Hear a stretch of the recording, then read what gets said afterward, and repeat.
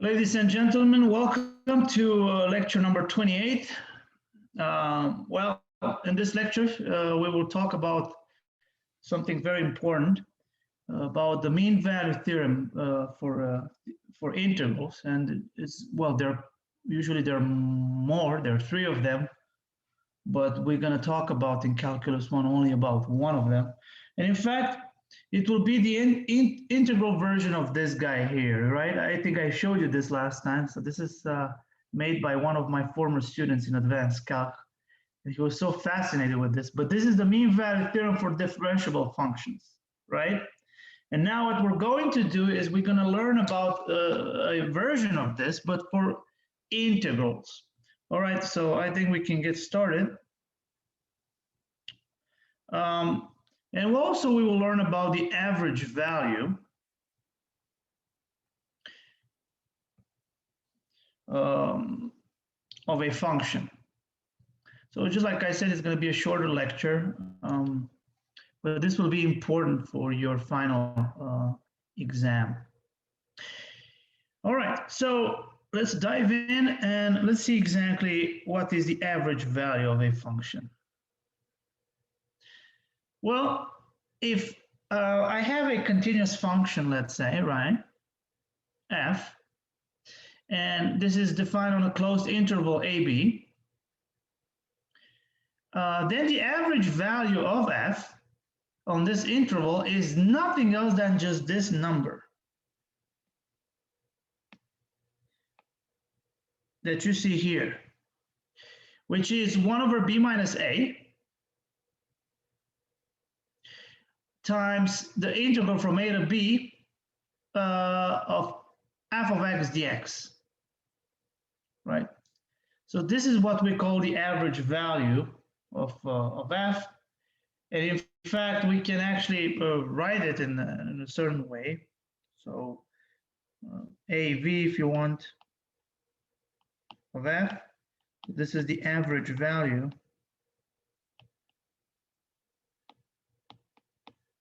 of f, and this is just this thing, 1 over b minus a times the integral from a to b of f of x dx, right? All right, great. So that's the average value of, well, the function has to be a continuous function, right? So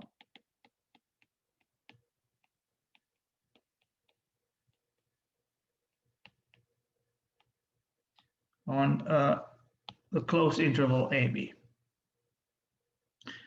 You will see that, well, in today's lecture, we will learn that this average value of f will correspond to some value of the function f. So that value will be in the interval AB. So basically, this is what the mean value theorem for integrals says. But anyway, we'll go there. First, let's see an example. So this is what the average value of a function is. And now let's see an example. And the example that I have in mind is the following. So this is find the average value of this function. So f of x is the cube root of 1 minus x, and this is on the interval -7, 0. So let's just say, so f is defined on the closed interval -7, 0, and this is a real valued function. And of course, f of x, just like I said, it's the cube root of 1 minus x. So if we want to compute the average value of this, what that might be? Well, if you look at the average value, what do we need to do?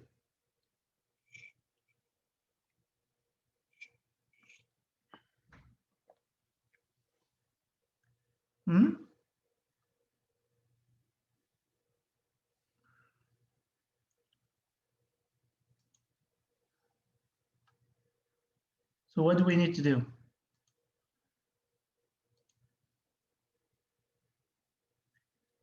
So what did we say about the average value? That is what? is this number here, right? This one here. That's the average value of f, right? Look here. So basically, what do we need to do for our function? We need to compute what? The integral from, what are the bounds of our integral?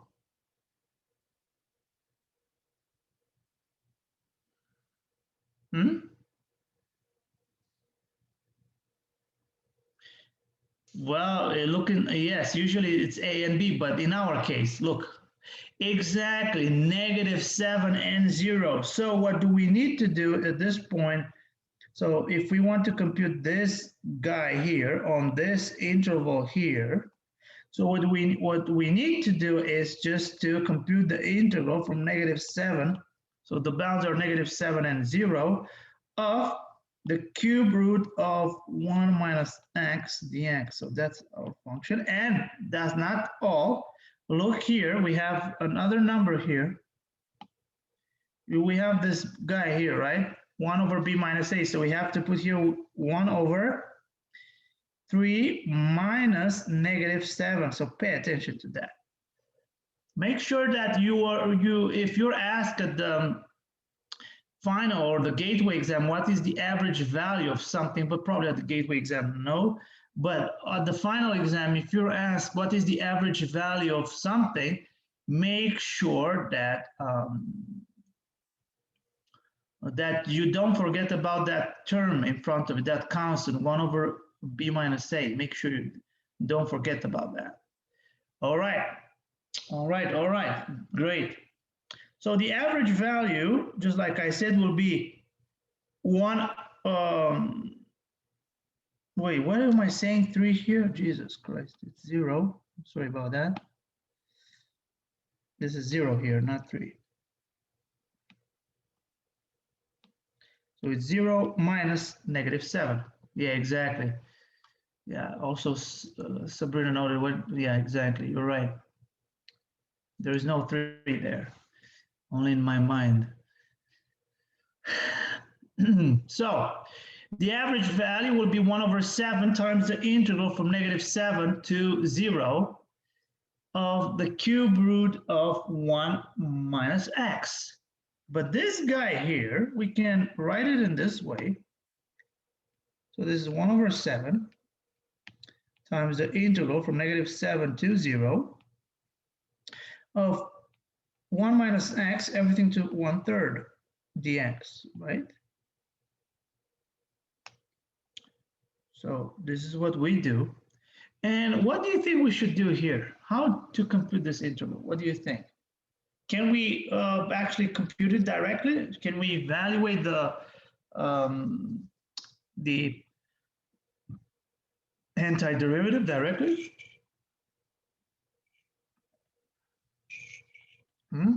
What do you think? So we need to compute this integral from -7 to 0, 1 minus x to the power 1/3 to the power of 1/3.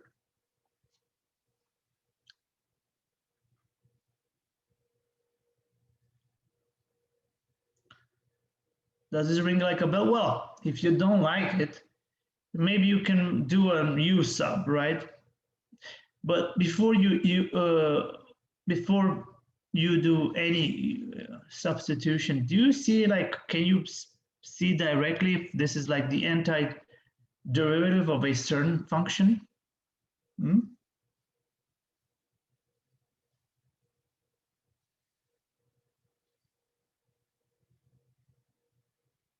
What do you think?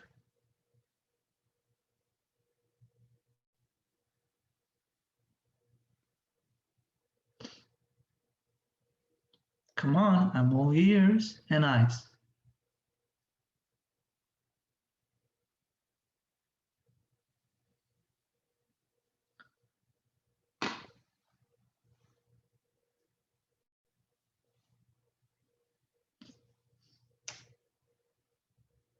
Well, let's see.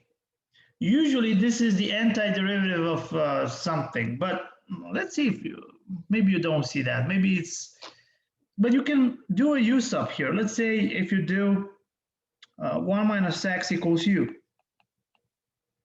Let's see that. Well, actually, no, let me just tell you directly, and then we'll do this. Well, in fact, this is the antiderivative of something. I'm just going to tell you what it is.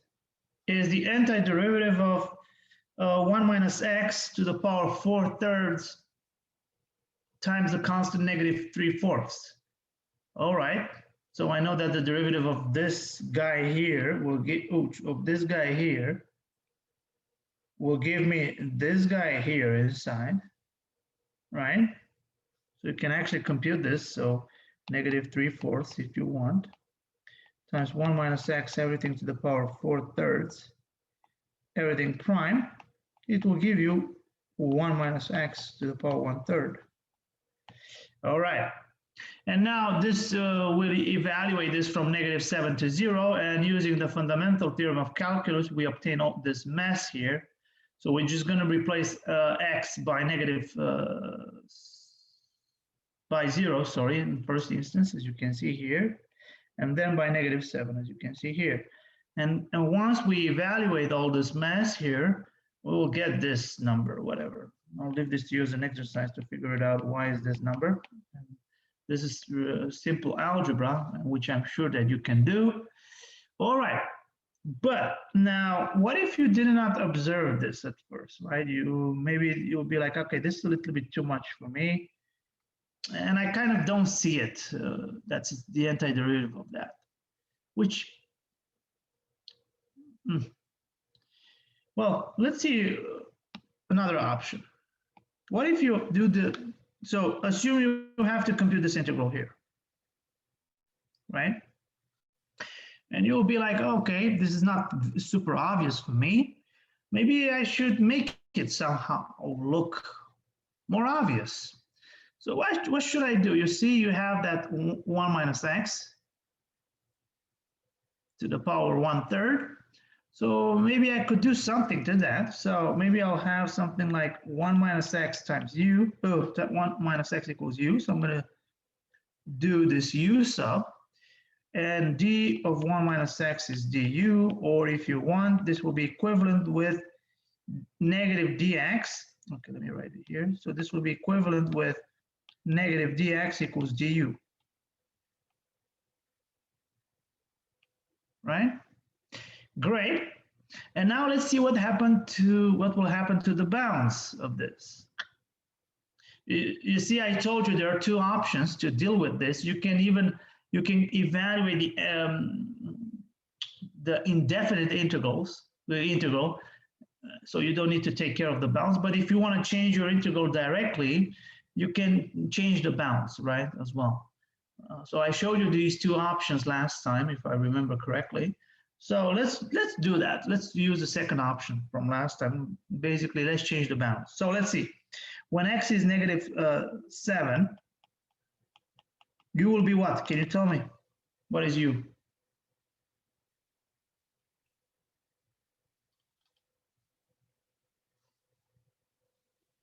Since u is 1 minus x, u will be?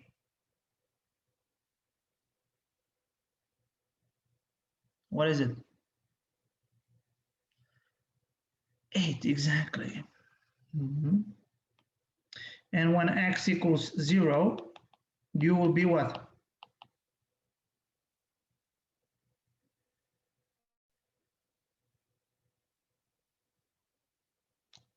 What is it? 1.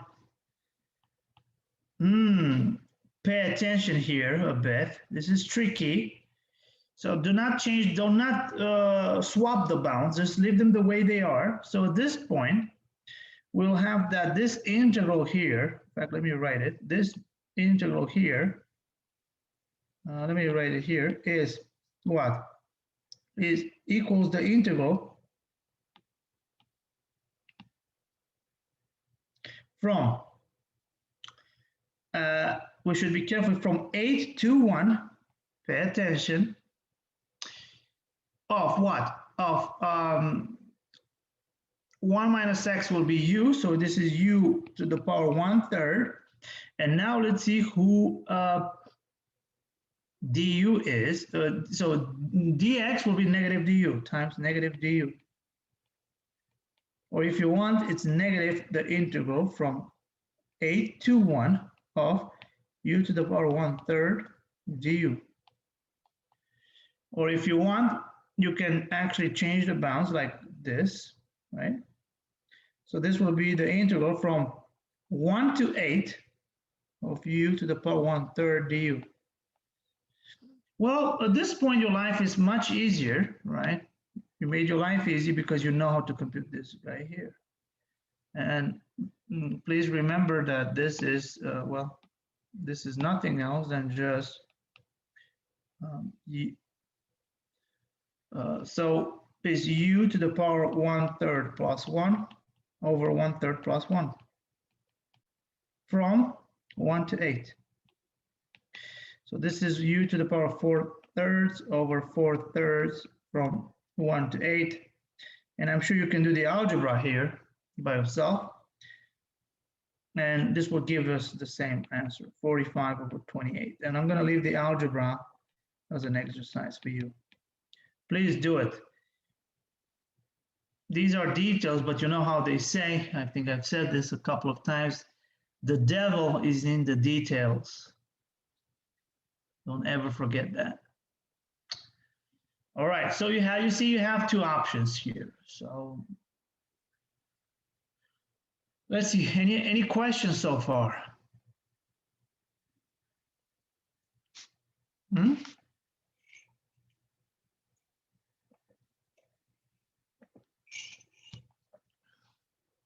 No questions. Is everything clear? I hope I explained it well and I didn't go too fast. But like I said, feel free to stop me at any time. I think you got used to this by now. I usually like to be very interactive, as you have seen. All right. So this is how you compute the average value of a function. And let me just point out another thing. Do not forget about this constant here. This guy here, don't forget about it. Don't forget about it. So don't forget it. All right. Great. Now, I think, well, we can veer to what we, well, towards our main topic for today, which will be the mean value theorem for integrals. So let's see. So if I have a continuous function f, and let's just say that this is defined on a closed interval a, b, and real value, then there exists at least one number c between a and b such that f of c is 1 over b minus a, right, times the integral from a to b of f of x over f of x dx. You see, it's pretty similar to this one here. Well, in fact, it's kind of the same, but if I rewrite it, let me rewrite this. And maybe you'll see why this is nothing else than just the classical mean value theorem, which I mean this one, for applied for the antiderivative, and you'll see immediately why. Well, this is nothing else than just 1 over b minus a times, and we know by the fundamental theorem of calculus that this is nothing else than just the antiderivative evaluated at b minus the antiderivative evaluated at a. Or if you want to write it, so you can say that this is, let me write it here equivalently. You can write this as, this guy is the antiderivative, the derivative of the antiderivative. And this will be f of b minus f of a over b minus a. Right? So that's the equivalent statement. Will you see? Look at this picture here. F prime of c is f of b minus f of a over b minus a. And imagine instead of little f, you replace by capital F. And the capital F prime is just F. So this is the exact same theorem. Actually, this is good. I can explain this. Right? Or if you want to write it equivalently, you can say that the integral from a to b of f of x dx is b minus a times f of c for some c in a b, right? So this is for some c in a b, right? Some c between a and b, so in the interval a b. You can say that either way. If you prefer this version, to write it in as a f of c correspond to the average value of f, or you can write it in this way, it doesn't matter. Both are equivalent, they're basically the same. So this is what the mean value theorem for integrals say. And I want you to look at, let's see what does geometrically, what does this mean? So imagine that you have the graph of a function f. Look at, suppose it is like this, right? It goes down, then up, and so on. So that's the graph of the function f. And you see at some point, it passes through this point here, right? Well, and we like to see what happens between a and b. Well, the height, right, will be given by f of c, f of some number c, right? This is what represents the height, and the width will be b minus a, right, which is this guy here. So basically, it says that there exists some c between a and b, such that the value of f at that point, right, f of c, is nothing else than just the average value of the function, right? Which is basically, you see, it's the width, it's 1 over the width, so it's you take the ratio of the area under the graph, right, which is the integral, right? The area under the graph, and which is given by this here. Let me just, is this portion here. So this is the positive side, right? It's above the x-axis. But it's also this portion here, which is below the x-axis. Look at this height, right? So this is the area under the graph of the function f. So it's this portion here. So that's the geometric meaning of the mean value theorem for integrals. So that's what you need to know. So once again, the value of the function f at some point between a and b, which is the height. In other words, it says that the height, right, is nothing else than just the ratio between, or if you want, the area under the graph of f is nothing else than just the height times the width. That's what it says. Very neat, huh? So that's basically the geometric meaning of the mean value theorem for integrals. All right, great. Now let's see an example. Look at this one. Example 2, I think. So find the value of c. So we like to find the value of c, which is guaranteed by the mean value theorem for integrals for this function, f of x equals 2 times secant squared of x. And do not forget that we would like to apply this mean value theorem for integrals on the interval negative pi over 4, pi over 4. So again, let me just say it explicitly, f is defined on this interval, negative pi over 4, pi over 4. And this is a real value, right, function. and f of x is 2 secant squared of x. So I'd like you to think about it for a couple of minutes. Let's see. So we need to find that c, that number between negative pi over 4 and pi over 4, which is guaranteed by, don't forget that it's guaranteed by the mean value theorem for integrals. So in other words, we cannot, it says that basically the problem says, please apply the mean value theorem for integrals to this, for this function f, 2 secant squared of x.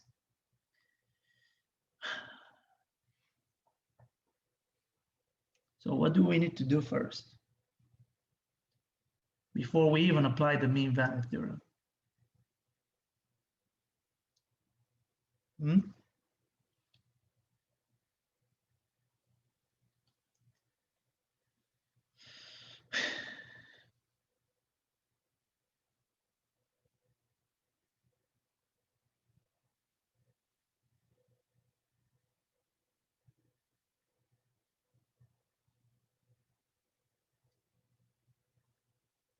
We need to do what? Look at the statement of the mean value theorem. You see, it says f of c is 1 over b minus a times the integral from a to b of f of x dx. So before we even talk about that number c, which is guaranteed by the mean value theorem for integrals, we need to do what? We need to, if you look at the statement of the theorem, we need to compute the average value of f first, right? Before we even we set equal f of c to the average value, we need to know who the average value is. So in our case, the average value is what? Is 1 over b minus, well, usually it's 1 over b minus a times the integral from a to b of f of x dx, right? So that's the average value. It is this baby right here, look at it, right? It's 1 over b minus a times the integral from a to b of f of x dx. So we need to do that. So first, we need to compute this. So this is the average, well, this integral is not quite the average value yet, but we'll get there. Well, let me see the average value. Let me just write it here. The average value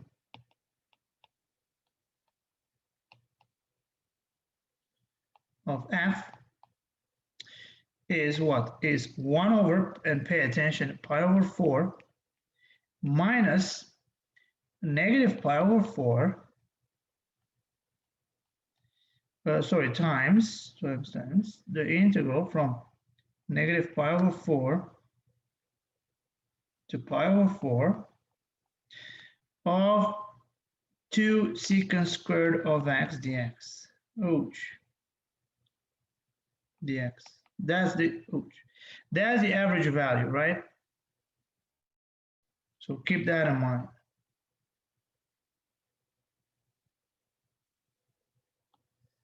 Anyway, so now we evaluate this integral. In any case, we need to evaluate the integral from negative pi over 4 to pi over 4 of that function, 2 secant squared of x dx. Well, which will give us here, right? Well, you know that the antiderivative of secant squared is tangent. So in any case, if you are bothered by that constant, you just take it out here. So you can take it out and you'll have that this is 2 tangent of x from negative pi over 4 to pi over 4. So this will be nothing else than just, well, by the fundamental theorem of calculus, is tangent of pi over 4 minus tangent of negative pi over 4. Well, tangent of pi over 4 is 1, tangent of negative pi over 4 is negative 1. So by some algebra, this integral is nothing else than just 4. But now, pay attention once we apply, so this is just the evaluation of this integral. So this guy here is nothing else than just this guy here. Great. But now keep in mind that the mean value theorem, keep in mind what it says this here. It says that the integral from a to b of f of x dx is b minus a times f of c. Well, in our case, so the mean value theorem for integrals in our case is what? Is the integral from negative pi over 4 to pi over 4 of 2 secant squared of x dx is f of some value c, right, times, and now b minus a, which is pi over 4 minus negative pi over 4. Great. But now we evaluated this integral, so this is 4, and you will get what? We will get this relation here.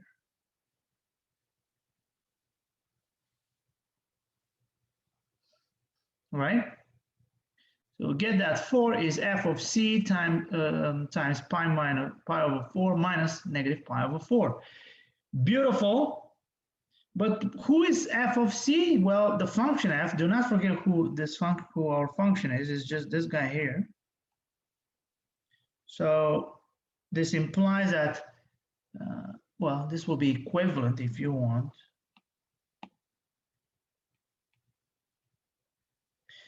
To, if you do some algebra there,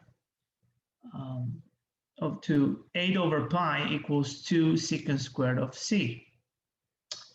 And now this is just an algebraic equation in terms of secant squared of c. So we'll get what? We'll get that this is 4 over pi, if you just do the algebra, whatever. This is 4 over pi equals secant squared of c. So this will be equivalent at the end of the day with plus minus 2 over square root of pi equals secant of c.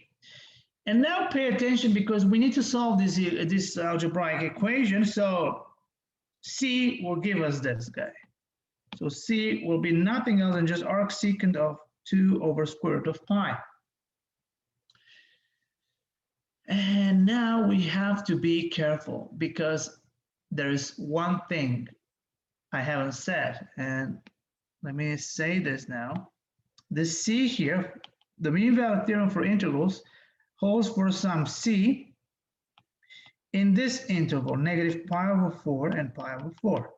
So we need to choose c to the interval negative pi over 4, pi over 4. So once we get this, once we solve this equation, this algebraic equation, c equals arc secant of 2 over square root of pi.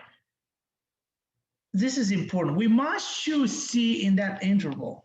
This is important. And pay attention that in c is our interval that we're interested in is negative pi over 4 and pi over 4. So in other words, we need to check that actually c is c, which is given by arc secant of 2 over square root of pi, belongs to this interval, to negative pi over 4 and pi over 4. Let's see.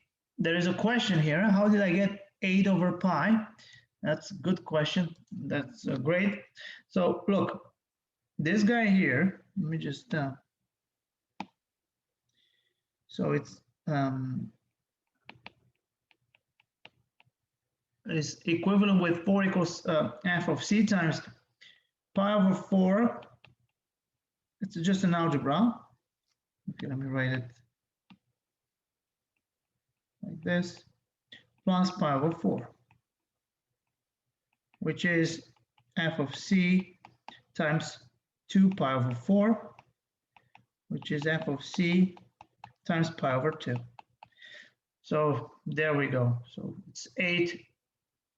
This will be equivalent that 8 is equal to pi times f of c, or if you want 8 over pi, if you divide by pi, is f of c, but f of c is secant. This guy is f of c here. And this is how we get this.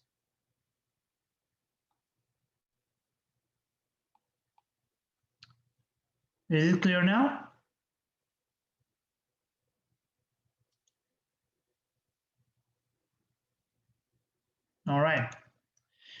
All right, so now we need to check that this guy belongs to this interval, negative pi over 4, pi over 4.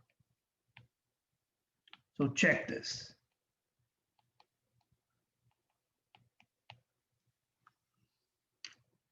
Anyway,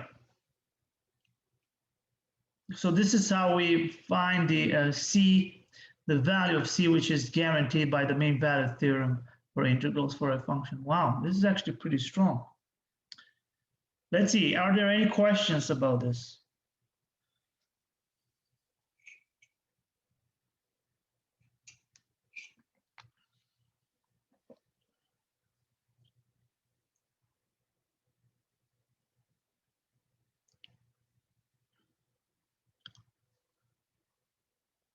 No questions? All right, I hope everything is clear. Well, there are no questions, no problem. Let's see another example. All right, look at this one here. Actually, there is a question. Let's see. So Abdul asked the following question. Point C is any random point between A and B? Yes, yes, it's some point between A and B. We don't know which one is it. Can be 1/2, 1/3, 1/100. Well, it depends. If it's between 0 and 1, it can be any. Yeah, it's a random. Yeah. All right. Let's see another example. Example 3. I want you to look at this one. Given the function f of x equals 12 over x cubed, find the point C in this interval such that f of C is the average value. Haha. So you see it's formulated a bit tricky. Well, tricky, I'm exaggerating.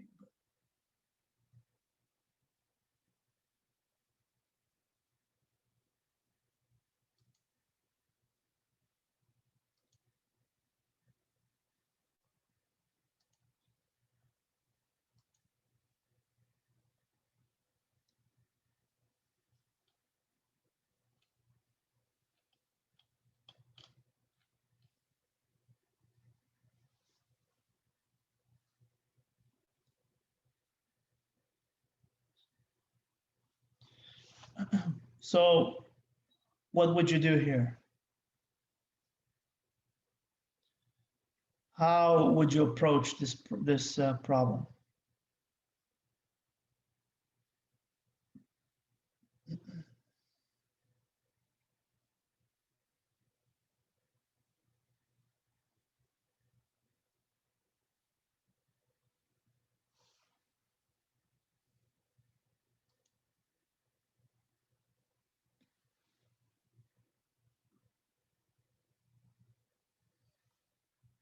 So let's see. This function, so I'm giving this function, right? On this interval, 1, 3, and real value, and f of x is 12 over x cubed.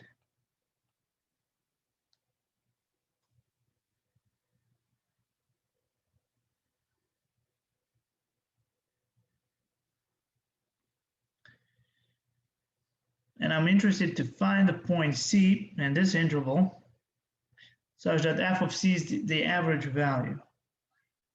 So let me remind you, what is the average value?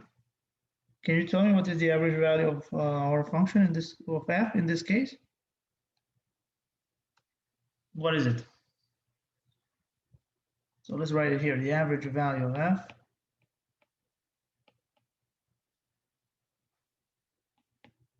is what in our case? Can you tell me? So what did we say? That the average value is? Come on, tell me.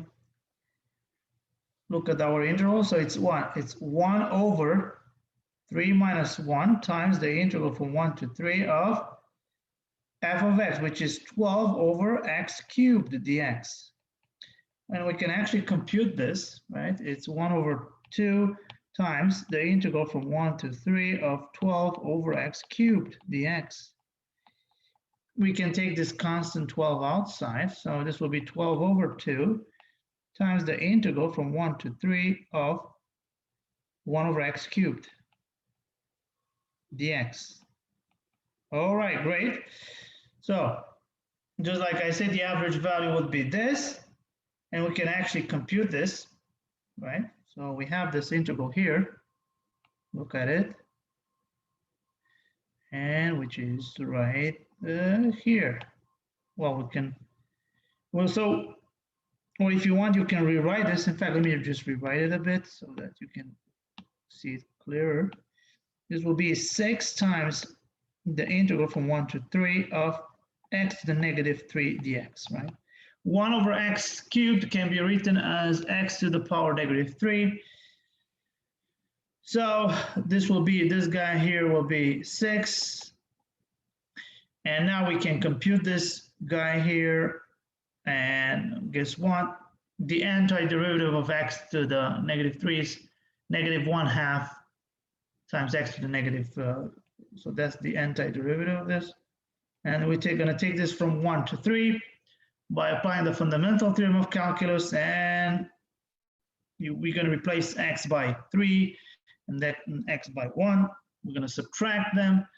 And by just doing the algebra here, which I don't want to do, this will give us 8/3. So that's the average value. So we computed the average value of f. But we're not done. Pay attention. What we want to do is just to find a point C in this interval such that is the average interval. In other words, by the mean value theorem, we know that. So by the mean value theorem for integrals, we know that, what do we know? We know, let me write it like this, that the integral from, let me write it this way, that f of c is the average value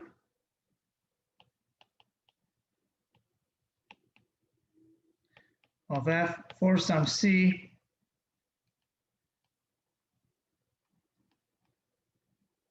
in the interval 1, 3. So that's what we know from the mean value theorem.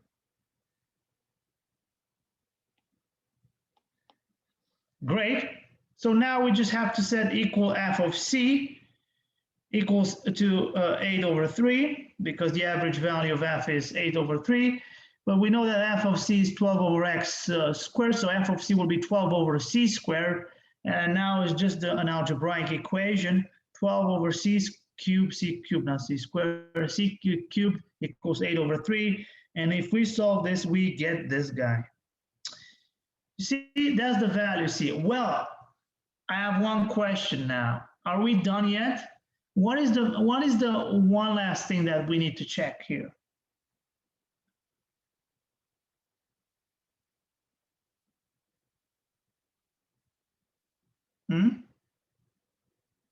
What is? If this number, the cube root of 9/2, belongs to this interval, 1, 3. That is the question. Well, what do you think? Well, it's clearly greater than 1, but let's just check if this guy is less than 3. So the cube root of 9/2 is less than 3. Let's cube root everything here. So it will be 9/2 less than 27. So 9 is less than 27 times 2, which is 54, which is obvious, right? So obviously, yes. So this number, it's a good number because it is from, and it belongs to this interval 1, 3. So we found that point C in the interval 1, 3, such that for a given function f, f is nothing else than just the average value. So like I said, this is an application of the mean value theorem for integrals. Any questions about this example?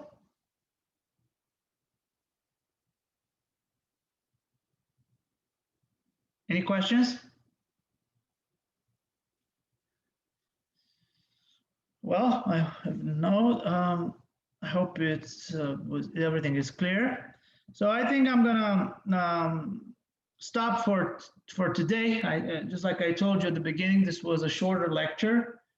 Well, at this point, we only have one more lecture, and then we're gonna finish the entire course.